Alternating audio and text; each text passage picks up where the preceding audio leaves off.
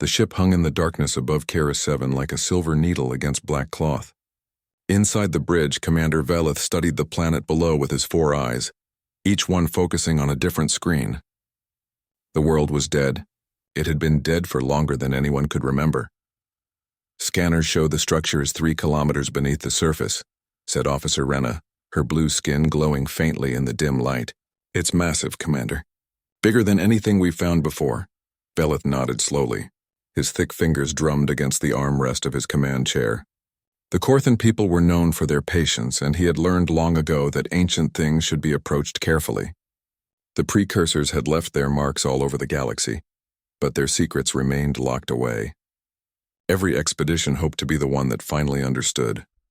"Prepare the landing team," he said. "Full archaeological protocols. I want scientists, engineers, and security. This is a research mission, not a treasure hunt." Among the crew gathering in the shuttle bay was Jinho Park. He checked his suit seals for the 3rd time, his hands shaking slightly. This was his first real assignment since joining the Galactic Coalition. 6 months of training, 2 months of travel, and now he was actually going to walk on an alien world. His grandmother would have loved to see this. She had died 2 years ago, never knowing that her grandson would one day touch the stars. "Nervous, Cadet?" asked Lieutenant Oryx, a tall being covered in gray scales. His voice came through the comlink with a slight hiss. "A little," Jinho admitted. There was no point in lying. Everyone knew humans were new to all of this. 30 years ago, humanity had still been confined to their own solar system. Now they were here, walking among species that had been traveling the stars for thousands of years. "That's natural," Oryx said, not unkindly. "Just follow procedures and you'll be fine. We're not expecting any danger down there. The precursors have been gone for 50,000 years." The shuttle dropped through the thin atmosphere of Kara 7. Jinho pressed his face to the window, watching the rust-colored surface grow closer. There were no oceans here anymore, no clouds, no life. Just endless desert and the whisper of wind across ancient dust. They landed near a canyon where the sensors had detected the anomaly. The team set up equipment while Jinho and 2 other junior crew members unloaded supplies. The air was breathable but thin, and the temperature was cold enough to make him grateful for his heated suit. The excavation took 3 days. Drones dug carefully through layers of rock and sand, guided by scanners that could see through stone. When they finally broke through into the chamber below, everyone gathered around the entrance, holding their breath. Commander Velith was the first to descend. His voice came through the comm, quiet with awe. "By the ancient void, you all need to see this." The chamber was enormous. Jinho stood at the entrance and could barely see the far wall. The ceiling rose up into darkness, held by pillars covered in symbols that seemed to shift and move in the light from their suits. Everything was made of a black material that reflected no light, as if the walls were made of solid shadow. But at the center, surrounded by smaller structures that might have been altars or control stations, was the Relic.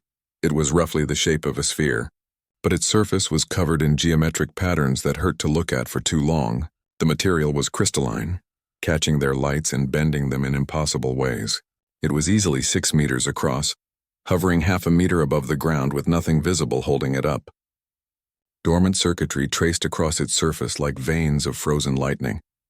Dr. Kelvin, the head scientist, approached it slowly. His tentacles waved in excitement as his scanners swept over the artifact. "I'm reading no power signature," he said. "But the structure is intact. Whatever this is, it's been here for at least 50,000 years, possibly longer, and it's in perfect condition." For 3 weeks, the team studied the relic. They tried everything: electromagnetic pulses, quantum resonance, gravitational manipulation, thermal variations. They broadcast mathematical sequences and binary code. They even tried touching it directly, though nothing happened. The relic remained completely silent and still. Frustrated, Commander Velith finally made the decision. "We're taking it with us. The research station will have better equipment. Maybe they can figure out what it is." They used gravity lifts to move the relic up through the excavation shaft and into the cargo hold of their ship. It took careful work and 3 full days to secure it properly. Jinho watched the operation, feeling oddly sad. The relic had waited in the dark for so long. Now they were taking it away from its home. "Don't look so troubled, Cadet," said Dr. Suji Kwan, one of the few other humans on the ship. She was older, with gray streaking through her black hair and kind eyes. We're not stealing it. We're trying to understand it. That's what the precursors would have wanted. How do you know? Jinho asked. I don't, she admitted with a small smile. But I like to think they left these things behind hoping someone would find them. That they wanted to be remembered. The ship left Kara's 7 behind, jumping into hyperspace with its mysterious cargo. Commander Velith assigned rotating watches to monitor the relic. The scientists still ran tests, but with no more success than before. The thing just sat in the cargo bay, silent and still, keeping whatever secrets it held locked away. Jinho drew the night shift 2 weeks into their journey back to Coalition space. He didn't mind. The cargo bay was quiet and he had time to think. He sat on a crate about 10 meters from the relic, his tablet open but forgotten in his lap. His mind wandered to Earth, to Sol, to the small apartment where his grandmother had raised him after his parents died. The relic loomed in the darkness before him, patient and eternal, waiting, always waiting. Jinho didn't know it yet, but his grandmother's voice was about to wake something that had slept since before humanity learned to write, something that had been waiting not for technology or science, but for a simpler thing. It had been waiting for a song. The night shift was quiet in a way that made Jinho's ears ring. The ship's engines hummed in the background, a constant vibration he had learned to ignore. The cargo bay lights were dimmed to save power, leaving only the emergency strips along the floor casting a pale blue glow. The relic sat in its cradle of gravity fields, dark and silent. Jinho had been sitting for 2 hours watching nothing happen. His tablet had long since gone to sleep. He should have been studying the technical manuals for his next certification exam, but he couldn't focus. His mind kept drifting home. He missed Earth more than he had expected to. He missed real sunlight, not the artificial lights of the ship. He missed rain and wind and the smell of street food from the vendors near his grandmother's apartment. Most of all, he missed her voice. Without really thinking about it, Jinho started to hum. It was an old song, one his grandmother had sung to him when he was small and couldn't sleep. Arirang. The melody was simple and sad and beautiful all at once. He had never learned all the words, but the tune was burned into his memory like a brand. The humming grew louder as he gained confidence. His voice echoed slightly in the empty cargo bay. He closed his eyes and let the melody carry him back to Sol, to a small bedroom with starlight coming through the window, to his grandmother's weathered hand stroking his hair. He almost didn't notice when the light began. It started at the center of the relic, a tiny point of pale blue luminescence no brighter than a distant star. Jinho's eyes opened and the humming died in his throat. He stared, not quite believing what he was seeing. The light spread outward in waves following the geometric patterns etched into the relic's surface. Each line glowed as the light touched it, like electricity running through circuits.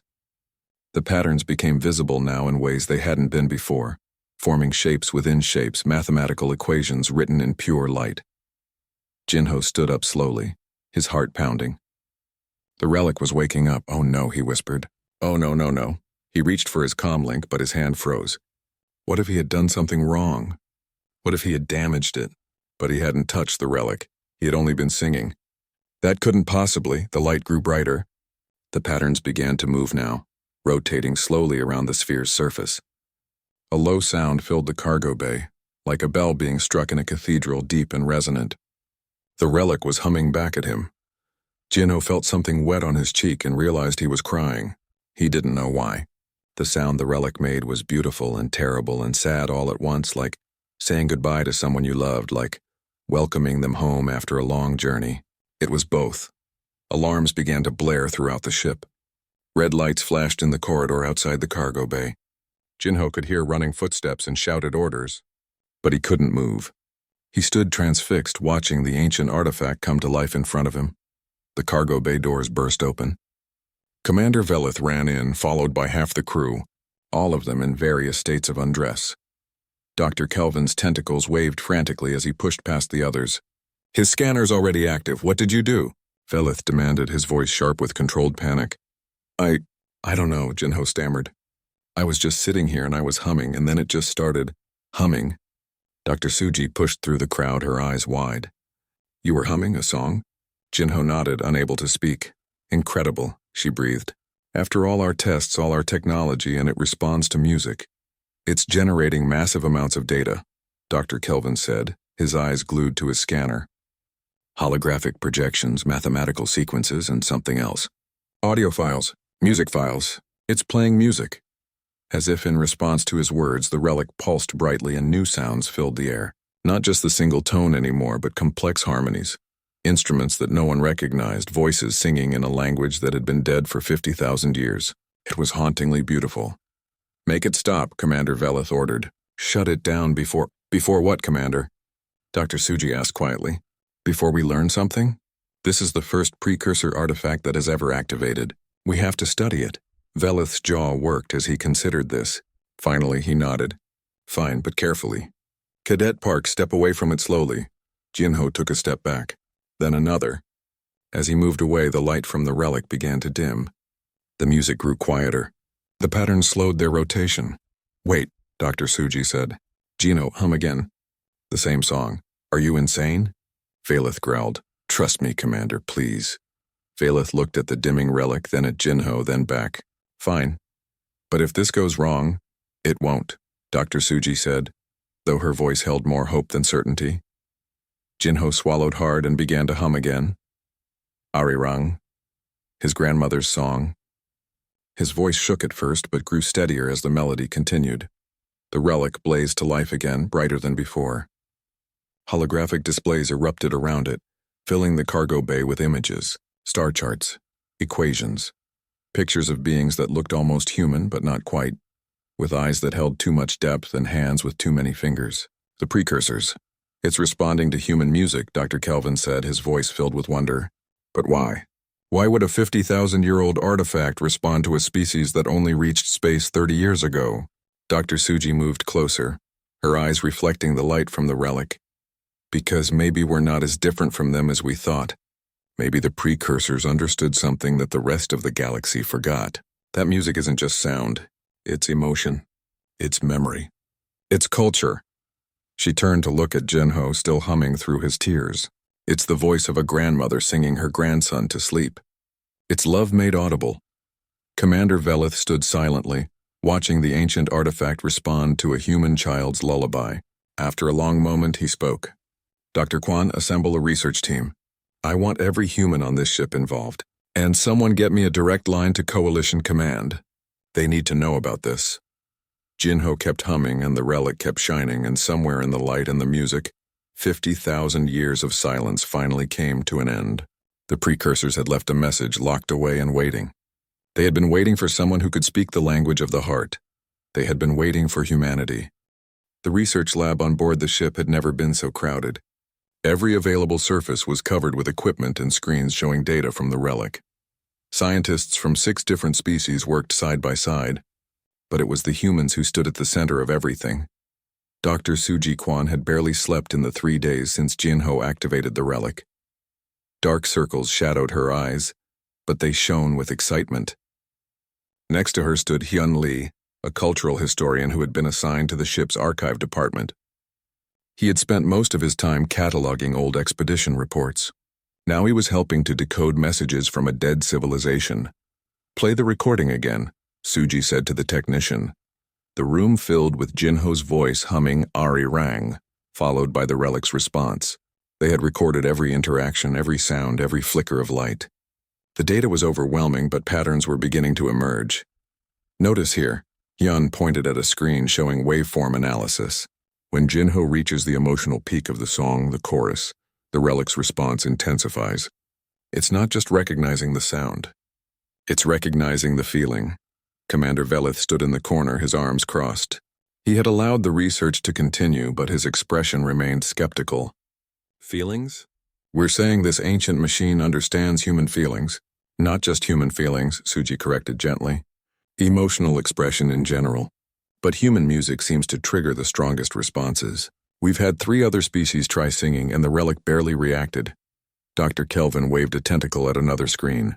"I've been analyzing the data the relic projects when activated. It's not random. Each song produces different information. Classical music generates mathematical displays. Rhythmic music produces geometric patterns. But songs with lyrics, with stories and emotions, those unlock something deeper." "Memories," Hyun said quietly. Everyone turned to look at him. He nodded toward the main screen where holographic images of the precursors played on loop. These aren't just historical records. They're personal. Look at this section here. He manipulated the controls and the image zoomed in. A precursor family sat together in what looked like a home. The adults were teaching a child to play an instrument. The scene was tender and intimate. This is someone's memory, Hyun continued. Someone wanted to preserve this moment. The relic isn't a computer or a weapon. It's a memorial, a time capsule. The room fell silent as they considered this. 50,000 years ago, the precursors had known they were dying. So they built these relics to hold their memories, their culture, their very identity. And they locked it behind a key that only someone with a similar heart could turn. Over the next week, the human crew took turns singing to the relic. Each person brought songs from their own culture, their own history. Yuna from engineering sang a Vietnamese lullaby her mother had taught her. Daeho from medical sang an Irish folk song he had learned in school. Each song opened new sections of the relic's memory. They saw precursor cities that stretched toward the sky, buildings grown rather than built, alive with light and purpose. They saw ships that sailed not through space, but through dimensions humans didn't have names for. They saw art and science blended together into something beautiful, but they also saw darkness. It was Jinho who was singing when the memories turned dark. He had moved beyond Arirang to other songs, and this time he was singing an old protest song from Korea's history, a song about resistance and hope in the face of oppression. The relic responded differently. The light turned from blue to red. The holographic images showed precursor worlds burning, ships fleeing into the void, entire civilizations being consumed by something vast and terrible. "Stop," Commander Velith ordered. "Cadet, stop singing," Jinho's voice cut off abruptly. The red light faded but didn't disappear entirely. The images remained, frozen in their horror. Suji approached the display carefully, her scientific curiosity fighting with her fear. They weren't just running from something. They were running from someone, an enemy.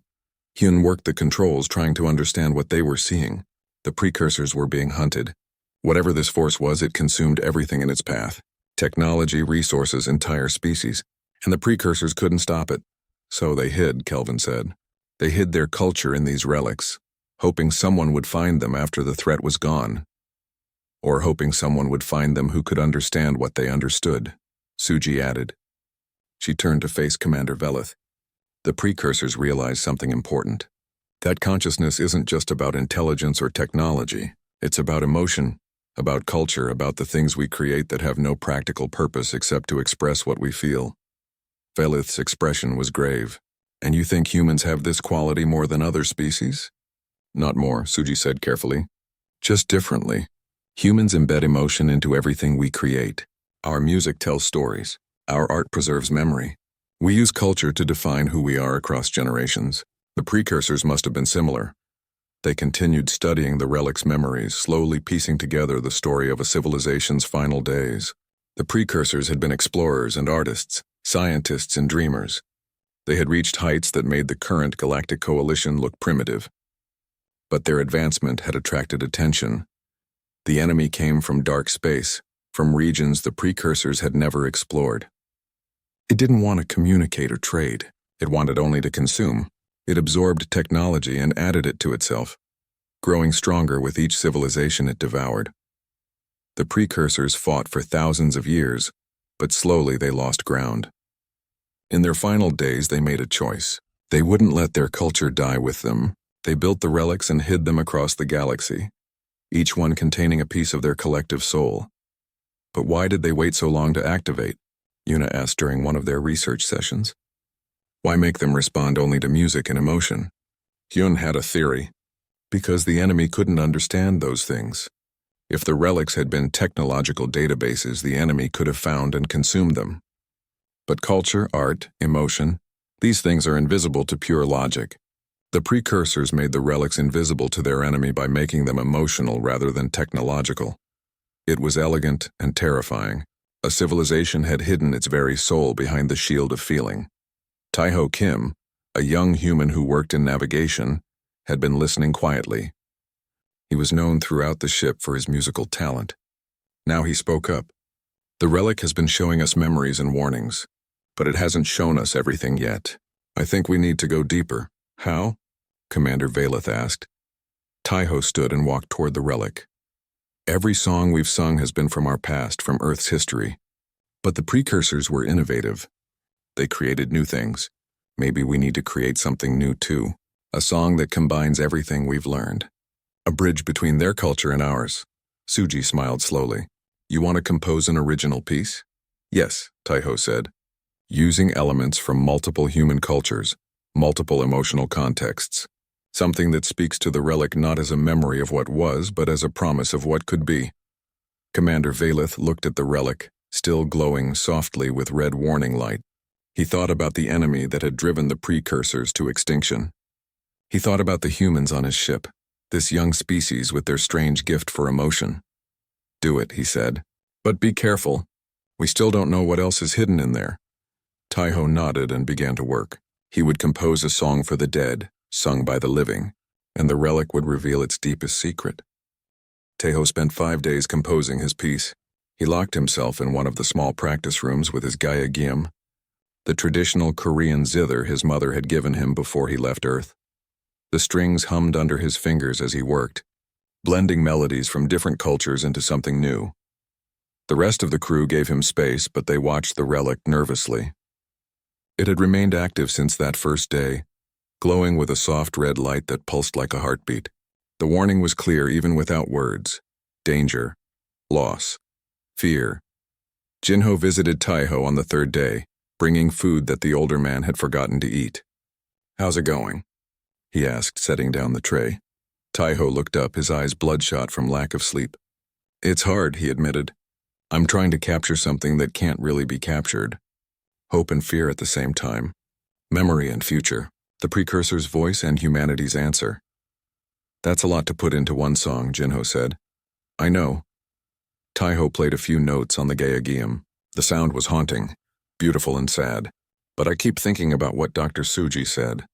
That the precursors hid their culture behind emotion because emotion was invisible to their enemy. So maybe emotion is also the weapon. Maybe feeling what they couldn't feel is what keeps us safe. Or maybe it just makes us vulnerable, Jinho said quietly. Taiho smiled, though it didn't reach his eyes. Maybe. But being vulnerable is part of being alive, isn't it? The precursors knew that. They chose to preserve their hearts instead of just their technology. On the 5th day, Taiho announced he was ready. The entire crew gathered in the cargo bay where the relic waited. Even those who should have been on duty found reasons to be there. Everyone wanted to see what would happen. Commander Valeth stood at the front, his expression unreadable. Mr. Kim, are you certain about this? We don't know what the relic will do. I'm certain, Taiho said. He held his gayagum against his chest, his fingers resting on the strings. The precursors left this for someone to find. We found it. Now we need to listen to what they wanted to say. He began to play. The first notes were Korean, the melody similar to arirang but transformed, elevated. Then other elements wove in. African rhythms, European harmonies, indigenous American phrases, Asian scales, the music of Earth, blended into something that had never existed before. And through it all, Taiho's voice rose, singing without words, pure emotion given sound. The relic exploded with light, not red this time, but white, so bright that people had to shield their eyes. The geometric pattern spun faster than ever before, creating new shapes, new equations. The cargo bay filled with holographic images so dense they were almost solid. And then the precursors spoke, not in words, but in feeling. Every person in the cargo bay felt it at once, a wave of emotion that bypassed language and went straight to the heart. Grief for what was lost, pride in what had been accomplished, fear of what was coming, and hope, desperate hope that someone would understand. The holograms shifted and formed into a single image. A precursor stood before them, life-sized, looking directly at them with eyes that held millennia of sadness. When it spoke, the words came not as sound but as pure meaning, translating instantly in each listener's mind. Not all who wander the stars seek knowledge. Some seek only consumption. We hid our song so it might survive. Sing so we are not forgotten. Sing so you might survive what we could not. The figure raised one hand and the hologram changed. A map of the galaxy spread out before them, rotating slowly. 12 points of light appeared, scattered across vast distances. Each one pulsed in time with Taiho's music. 12 relics, Dr. Kelvin breathed. There are 11 more. Hyun was already recording everything, his hands shaking. Each one must contain different knowledge, different memories. Together they form a complete picture of precursor civilization. But the map showed something else too. At the edge of the galaxy, a region of space marked with symbols that needed no translation. Warning. Danger. Death. The enemy, Suji whispered. The holographic precursor looked at them with those ancient eyes. The feeling that washed over them now was fear, pure and overwhelming. The image shifted again, showing ships unlike anything in the current galaxy, massive biomechanical constructs that moved like living things but had no life in them.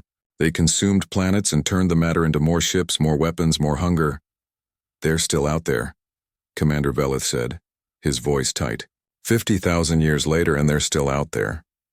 The precursor's message continued, the meaning flowing directly into their minds. The relics were not just memories. They were also a defense, a weapon of a kind the enemy could never understand.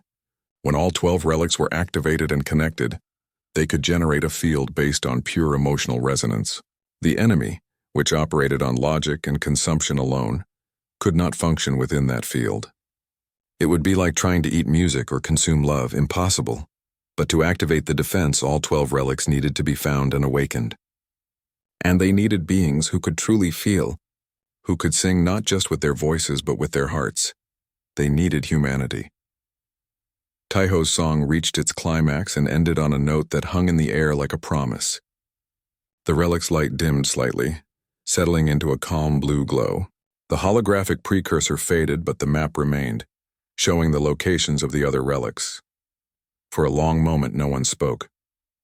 Then Commander Velith cleared his throat. We need to contact Coalition Command immediately. If the enemy is still out there, if activating this relic has sent some kind of signal. He was cut off by an urgent beep from the bridge.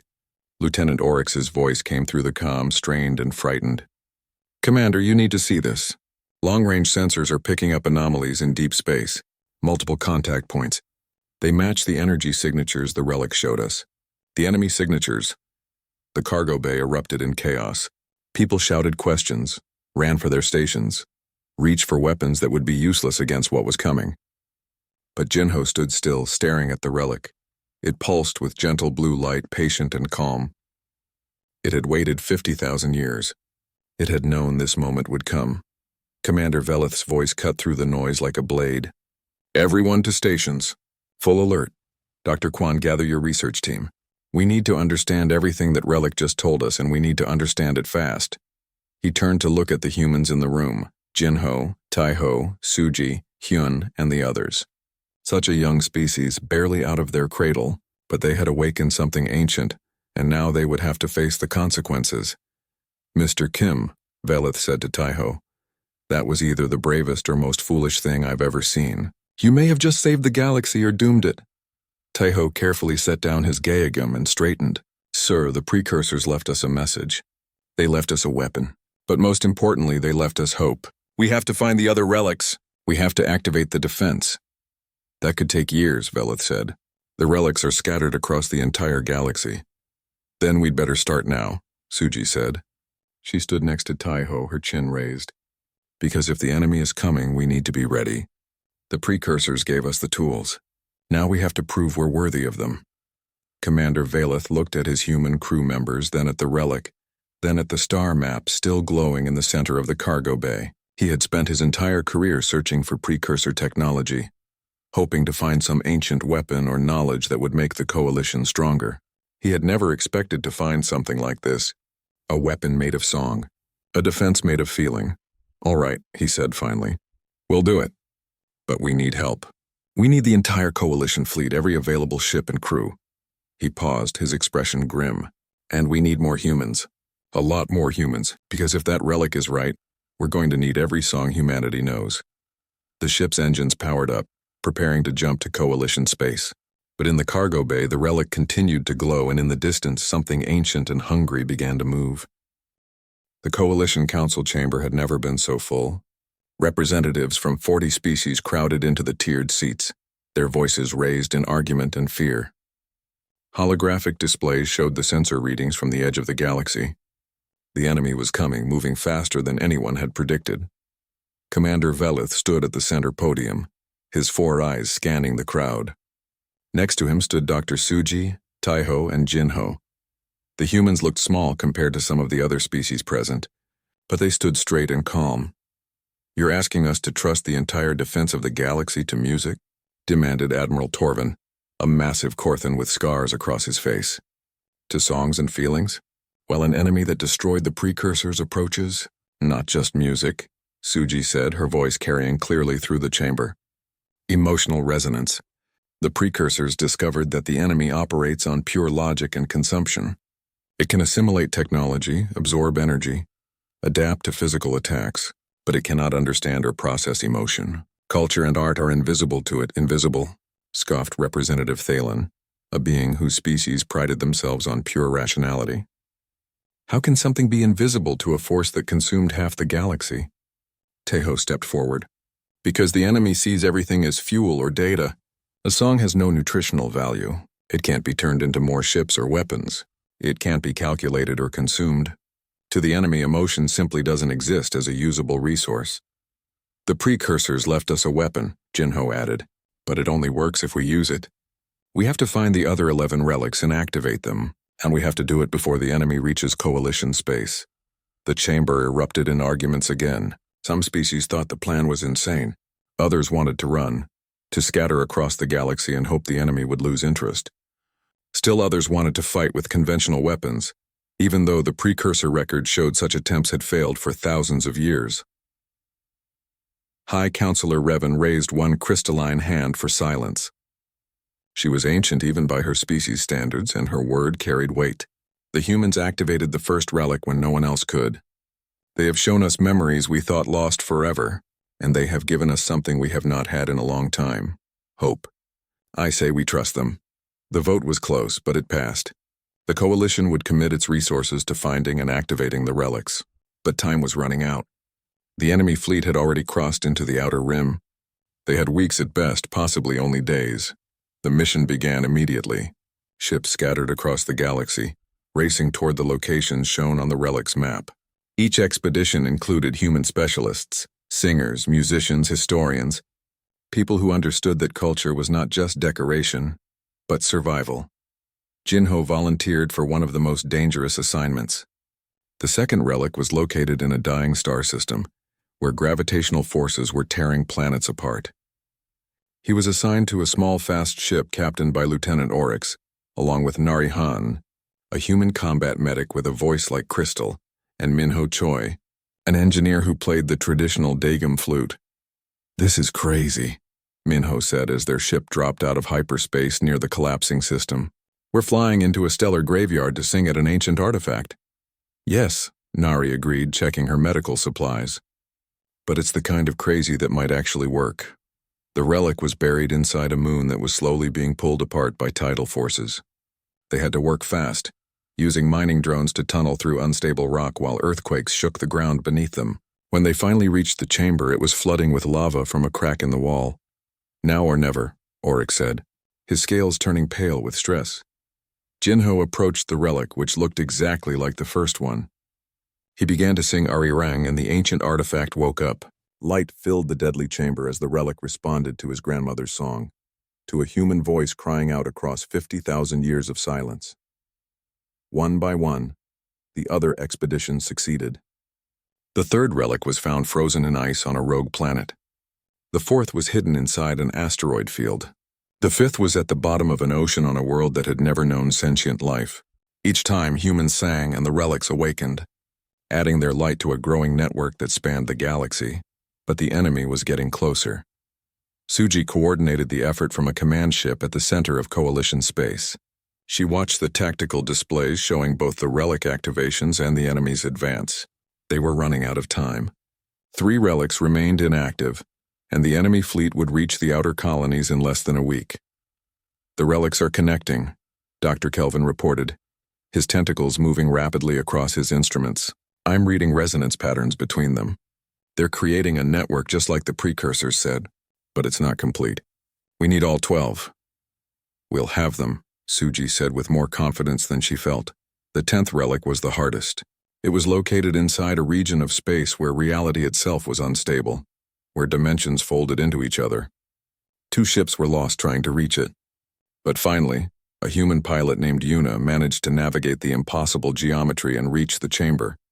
She sang a Vietnamese lullaby her mother had taught her, and the relic blazed to life. 11 relics were now active. Only one remained. The 12th relic was on the other side of the enemy fleet. There was no way to reach it conventionally. Any ship that tried would be intercepted and destroyed. "I'll go," Taiho said. Everyone in the command center turned to look at him. He stood calmly, his Gaiagium case slung over his shoulder. "Give me the fastest ship you have. I'll jump in close, activate the relic, and jump out before they can respond." "It's suicide," Velith said flatly. "Maybe," Taiho agreed. "But if we don't activate the last relic, the defense network won't work." The precursors were clear about that. All 12 or none. Suji wanted to argue, to find another way. But she knew there wasn't one. She looked at this young man who made beautiful music and had awakened forces beyond understanding. "Taiho, I know," he said gently, "but someone has to do it. And I wrote the song that showed us the truth. I should be the one to finish it." They gave him the fastest scout ship in the fleet, modified with experimental engines and shields. Taiho stood in the airlock ready to depart when Jinho ran up. "Wait," Jinho said, breathing hard. "Take this." He held out a small recording device. "It has every human song we could think of. If you need backup, if your voice gives out, use this." Taiho smiled and took the device. "Thank you, Jinho. You started all this, you know. Your grandmother's song woke up the first relic. Now we're going to use it to save everyone." The scout ship launched, disappearing into hyperspace. Everyone waited, watching the sensors, watching the clock. The enemy fleet had engaged coalition forces at the outer rim. Ships were dying while they waited. Then from across the galaxy, a 12th point of light appeared on their displays. The last relic was active. "He did it," Kelvin breathed. The 12 relics began to pulse in unison, their light visible across vast distances. The network was complete. Energy flowed between them, connecting through dimensions that humans barely understood. And from each relic, music poured out. Not just human music now, but precursor music. Ancient songs from a civilization that had fought and lost against the coming darkness. The combined harmonies created a field that expanded outward, washing over the coalition fleet, over the planets and stations in its path. And when it reached the enemy ships, they stopped. The massive biomechanical constructs that had consumed half a galaxy simply froze in place. Their systems couldn't process what was happening. The field wasn't an energy attack or a physical barrier. It was pure emotion given form, culture made manifest. To them, it was like trying to eat a color or consume a memory. It made no sense in their logic, so they couldn't adapt to it. Unable to understand, unable to consume, unable to continue, the enemy fleet began to retreat. They pulled back from coalition space, falling back toward the dark regions they had come from, seeking prey that made sense to them. In the command center, people cheered.